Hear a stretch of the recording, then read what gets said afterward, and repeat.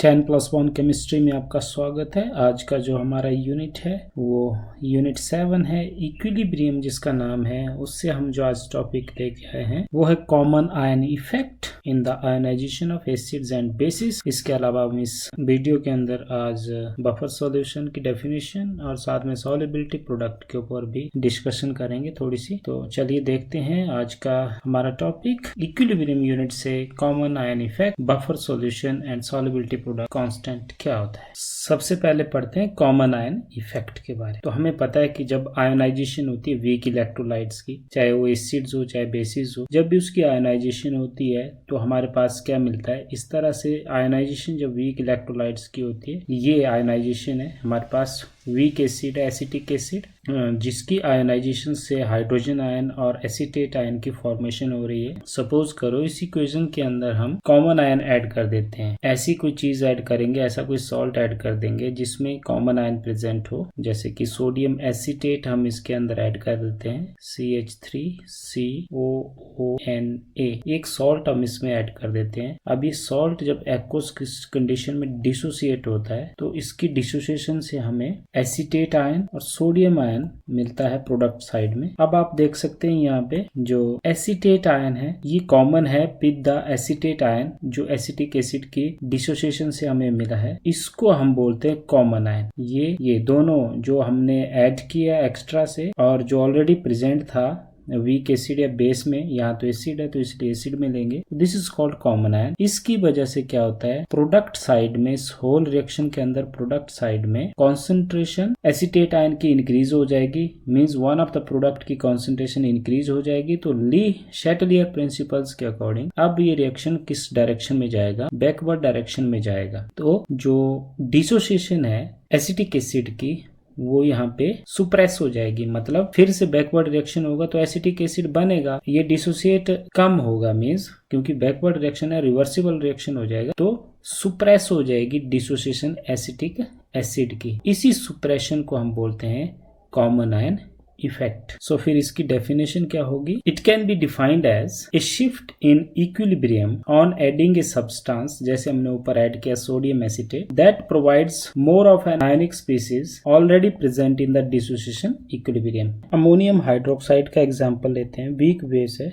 इसमें भी क्या होता है एक्वस कंडीशन में जब ये डिसोसिएट होगा तो यहाँ पे बनेगा अमोनियम आयन एक्वस कंडीशन में और हाइड्रोक्सिल आयन इस तरह से। अब इस इक्विलिब्रियम रिएक्शन के लिए, रिवर्सिबल रिएक्शन के लिए अगर हम कॉमन आयन यहाँ पे ऐड करते हैं, जैसे यहाँ पे लिखा है कि adding a substance that provides more of ionic species, तो ऐसा कोई सब्सटेंस ऐड करेंगे जिसमें कॉमन आयन होगा। जैसे अमोनियम क्लोराइड एक सॉल्ट यहाँ पे हमने इलेक्ट्रोलाइट के रूप में ऐड कर दिया। अब जैसे इसमें अमोनियम क्लोराइड सॉल्ट ऐड किया तो अमोनियम क्लोराइड भी क्या होता है, डिसोसिएट होके अमोनियम आयन और क्लोराइड आयन में एक्वस कंडीशन में इस तरह से डिसोसिएट हो जाएगा। और अब आप देख रहे हैं यहाँ पे कि यहाँ पे ये adding a substance that provides more of ionic species, तो यहाँ पे ये more of ionic species means ammonium ions की कॉन्सेंट्रेशन डबल हो गई। तो ली शैटलियर प्रिंसिपल बोलता है प्रोडक्ट साइड में अगर कॉन्सेंट्रेशन इंक्रीज होती है तो वो रिएक्शन बैकवर्ड डायरेक्शन में जाएगा, और रिएक्शन अगर बैकवर्ड डायरेक्शन में जाएगा तो डिसोसिएशन जो है वो डिक्रीज हो जाएगी, सुप्रेस हो जाएगी। इसी को हम कॉमन आयन इफेक्ट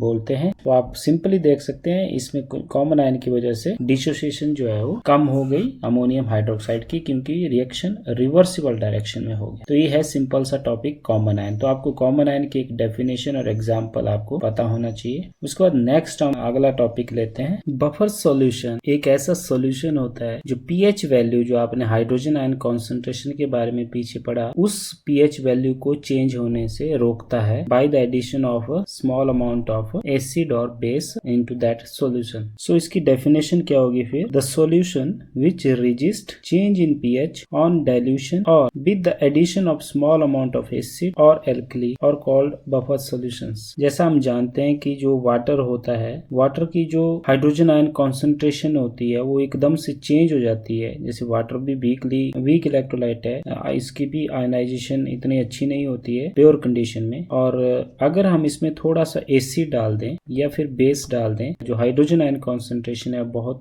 जल्दी से, बहुत बहुत सिग्निफिकेंट रूप में चेंज हो जाती है। तो ऐसा ही हमारे बॉडी में भी होता है। हम कोई चीज खट्टी खा लेते हैं, ऐसा कोई चीज खा लेते हैं जिससे कि बॉडी के अंदर जो पीएच वैल्यू है वो चेंज हो जाए। तो ऐसा कुछ होना चाहिए जिससे कि उस पीएच वैल्यू को ज्यादा चेंज होने से रोका जा सके। उसी सॉल्यूशन को, ऐसा कोई सॉल्यूशन अगर प्रेजेंट है जो कि पीएच वैल्यू को चेंज होने से रोकता है, वो हम बोलते हैं बफर सॉल्यूशन। जब हम कोई एसिड और बेस वहां पे उस सॉल्यूशन के अंदर डालते हैं तो बफर सॉल्यूशन क्या करता है, उस सॉल्यूशन की जो पीएच वैल्यू है उसको चेंज होने से रोकता है। और ह्यूमन बॉडी के अंदर भी होता है और जो इंडस्ट्रीज है उसमें भी इसका यूज किया जाता है। जैसे हम ब्लड के बारे में जानते हैं, ब्लड की जो पीएच वैल्यू होती है वो नियर अबाउट 7.4 होती है, एग्जैक्ट 7.35 होती है। तो हम कई कुछ खा लेते हैं, एसिडिक चीज खा लेते हैं, बेसिक चीजें खा लेते हैं, लेकिन हमारा जो ब्लड है वो मेंटेन रखता है अपनी पीएच वैल्यू 7.35 के आसपास। तो ऐसा इसलिए होता है क्योंकि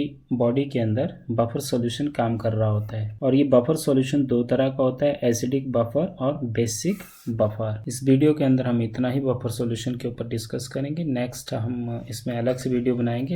इसके बाद जो हमारा आज का टॉपिक सॉल्युबिलिटी प्रोडक्ट कांस्टेंट। और ये जो आयनिक सॉलिड्स होते हैं इनकी वाटर में जो सॉल्युबिलिटी है वो बहुत डिफर करती है। इसके पीछे कारण है, आपने देखा होगा कुछ एक आयनिक सॉलिड्स ऐसे होते हैं कि वो एब्जॉर्ब कर लेते हैं एटमॉस्फेयर से वाटर को और वो सॉल्युबल हो जाते हैं। मीन्स जैसे नमक आप देखते हैं बरसात के टाइम में वो क्या हो जाता है, गीला हो जाता है। तो ऐसे सब्सटेंसेस जो एटमॉस्फेयर से वाटर को एब्जॉर्ब कर लेते हैं उनको हम हाइग्रोस्कोपिक सब्सटेंसेस बोलते हैं, हाइग्रोस्कोपिक नेचर के बोलते हैं, और उनकी सॉल्युबिलिटी काफ़ी अच्छी रहती है। लेकिन कुछ एक ऐसे सब्सटेंसेस भी होते हैं जो कि लिटिल सॉल्युबिलिटी रखते हैं, कम सॉल्युबिलिटी रखते हैं, और कई तो ऑलमोस्ट इनसॉल्युबल भी होते हैं। जैसे हम यहाँ पे बेरियम सल्फेट के बारे में डिस्कस करते हैं। बेरियम सल्फेट का जब हम सैचुरेटेड सॉल्यूशन बनाते हैं एक्वस कंडीशन में तो क्या होता है वहाँ पे, क्योंकि ये भी कम्प्लीटली सॉल्युबल नहीं होता, स्प्रिंगली सॉल्युबल होता है। तो जब हम इसका सैचुरेटेड सॉल्यूशन बनाते हैं तो कुछ एक यहाँ पे बेरियम सल्फेट अनडिसोसिएटेड रह जाता है, मतलब अनडिसॉल्व्ड रह जाता है, और कुछ एक बेरियम सल्फेट जो है वो आयनिक फॉर्म में कन्वर्ट हो जाता है। तो फिर ऐसा जब सैचुरेशन कंडीशन होती है तो ऐसा होता है, और उस केस में इन दोनों के बीच में, सॉलिड और इसके आयंस के बीच में क्या होता है, एक इक्विलिब्रियम एग्जिस्ट हो जाता है। उसी इक्विलिब्रियम को हम इस चैप्टर में क्योंकि स्टडी कर रहे हैं कि इक्विलिब्रियम क्या होता है, इक्विलिब्रियम कांस्टेंट क्या होता है, उसी इक्विलिब्रियम को हम यहाँ पे लिखने जा रहे हैं सॉल्युबिलिटी प्रोडक्ट कांस्टेंट में। सो इस इक्वेशन के लिए जो इक्विलिब्रियम कांस्टेंट की वैल्यू होगी वो क्या होगी, K इज इक्वल टू, आपको पता है कि product of concentrations on the product side, इस तरह से लिखेंगे, to the product of concentrations on the reactant sides. तो इस तरफ ये सॉलिड है, यहाँ पे जरूरी है एक्वस और सॉलिड लिखना, क्योंकि यहाँ पे सॉलिड एक्वस के केस में जो सॉलिड्स की कॉन्सेंट्रेशन है उसको हम यूनिटी मानते हैं, 1 मानते हैं, और इसको जब हम K के साथ लिखते हैं तो K के साथ लिखने से यहाँ पे क्या हो जाता है, KSP हो जाता है। SP means solubility product. Barium sulphate को हम, इसकी क्योंकि कॉन्सेंट्रेशन चेंज नहीं होती, सॉलिड्स की कॉन्सेंट्रेशन चेंज नहीं होती, तो इसलिए इसकी वैल्यू को हम 1 मान के चलते हैं और K के अंदर ही मर्ज हो जाता है ये। तो ये बन गया आपके पास barium 2 positive into sulphate 2 negative. तो ये आ गया KSP, इसको बोलते हैं हम सॉल्युबिलिटी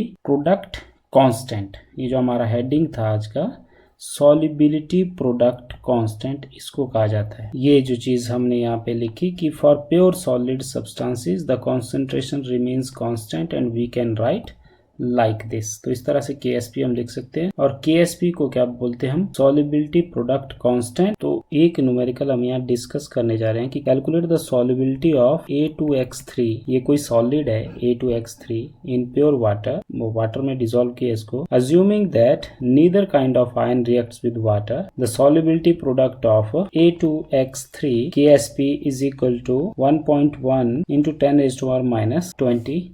ये हमारे पास एक न्यूमेरिकल है। इस न्यूमेरिकल को कैसे सॉल्व करना है, तो सबसे पहले जब इस न्यूमेरिकल का सॉल्यूशन करेंगे, सॉल्यूशन करते बार हमें पहले तो इसको एक्वस कंडीशन में लेना है सॉलिड को। इस सॉलिड को जब हम एक्वस कंडीशन में, लिखा है ना इन प्योर वाटर, तो जब इसको एक्वस कंडीशन में लेंगे तो इक्विलिब्रियम आएगा बीच में और क्या बनेगा 2 टाइम A है और इसके ऊपर चार्ज 3 पॉजिटिव होगा, प्लस एक्वस कंडीशन में ले लेंगे इसको और 3 टाइम यहाँ x होगा क्योंकि x 3 है और इसके ऊपर चार्ज 2 नेगेटिव हो। तो ये आपको फॉर्मूले से पता होना चाहिए कि ये चार्ज वगैरह कैसे लिखते हैं। तो इस तरह से इसके लिए हम KSP की जब वैल्यू लिखेंगे, यहाँ पे एक करेक्शन कर लें, ये जो है यहाँ पे ये सॉलिड है तो सॉलिड स्टेट में, फिर इसके लिए KSP की वैल्यू जब लिखेंगे तो product of concentrations of the products इस तरह से लेते हैं। एक्वस इसकी पावर 2 में चली जाएगी इनटू x 2 नेगेटिव एक्वस इसकी पावर 3 चल। तो इस तरह से KSP की वैल्यू जब हमने लिख दी, क्योंकि हमें पूछा है सॉल्युबिलिटी प्रोडक्ट को, तो हम मान के चलते हैं let the solubility of A2X3 is S। आपकी बुक में S दिया है, S कंसीडर किया है सॉल्युबिलिटी को A2X, आप कुछ भी ले सकते हैं, हमने फाइंड आउट ही करना है। तो जब इसको S माना तो हम जो कॉन्सेंट्रेशन है उसको निकालेंगे। Let the solubility of A2X3 is S।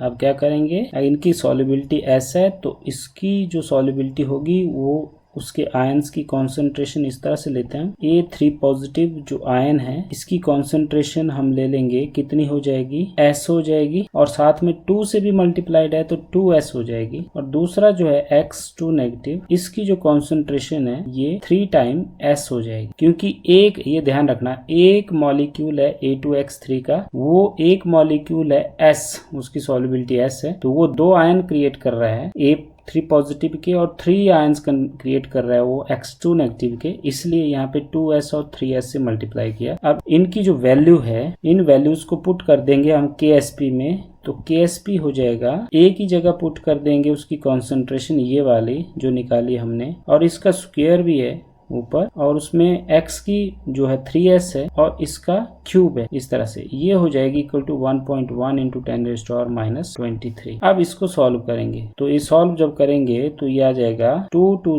4, यहाँ 4 हो जाएगा, इंटू 3 3 9 27 हो जाएगा, और S2 और S3 जो है S5 हो जाएंगे इक्वल टू 1.1 इंटू 10⁻⁻23, और 27 4 108 आ जाएगा। S5 is equal to 1.1 into 10⁻⁻23। अब इसमें S5 निकाल देंगे 1.1 अपॉन 108 इंटू 10⁻⁻23। फिर इसको जब सॉल्व करेंगे तो यहाँ इसको सॉल्व करके जो वैल्यू आएगी उसको इसमें एडजस्ट करेंगे, तो यहाँ पे ये आ जाएगा 10⁻⁻25। साइंटिफिक नोटेशन लगाएंगे हम, यहाँ पे बता ही देते हैं आपको। 1.1 को जब हम डिवाइड करते हैं 108 से तो इसकी वैल्यू आती है 0.0101, इस तरह से। इसको हमने साइंटिफिक नोटेशन में जब बदला तो ये हो जाएगी 1 इंटू 10⁻⁻2, तो ये -2 और यहाँ पे -23 है, दोनों को जब लेंगे तो 25 हो जाएगा। तो ये चीज आपने ध्यान रखना है।